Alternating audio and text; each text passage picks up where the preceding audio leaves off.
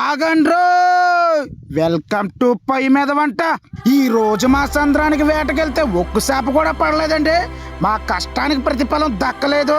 అందుకని ఈ ఆటకి చేపలు లేని బాధపడకంట మన పొయ్యి మీద పెనం పెట్టి దోశలైతే వేసేసుకుంటున్నారు. అందరినీ రోయ్ అంటున్నానని బాధపడకండి. ఇది మా ఓత పదం అండి బాబు. మా మత్స్యకారులందరూ ఇలాగే పిలుచుకుంటారు. అందుకని మా ఒరిజినల్ యాస్తోనే యూట్యూబ్ ఛానల్ మొదలు పెట్టామరు. దయచేసి మా మాటలకి ఎవరు బాధపడకంట. మా లాంటి మత్స్యకారులను ఎంకరేజ్ చేస్తే మా గంగలో మా కష్టానికి ప్రతిఫలం దక్కకపోయినా మీలాంటి వాళ్ళు మా వీడియోలు చూసి ఎంకరేజ్ చేస్తే ఏదో ఇంత కూడు దొరికి మా పొట్టలు నిడతాయని చిన్న ఆశ.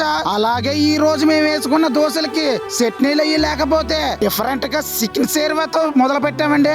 ఆ వేడి వేడి దోశల్లో 4-5 చికెన్ ముక్కలు వేసుకొని చికెన్ సేర్వా వేసుకొని ఆ చికెన్ సేర్వాలో దోశ ముక్క ముంచుకు తింటుంటే అబ్బబ్బబ్బబ్బా ఆహా ఓహో అనేలా ఉంది. ఆ టేస్ట్ ఎలా ఉందో మాటల్లో మాత్రం చెప్పలేను రోయ్. మరి ఇలాంటి మంచి మంచి వీడియోల కోసం మన పొయ్యి మీద వంట ఛానల్ లైక్ కొట్టి సబ్స్క్రైబ్ చెయ్యండి రోయ్.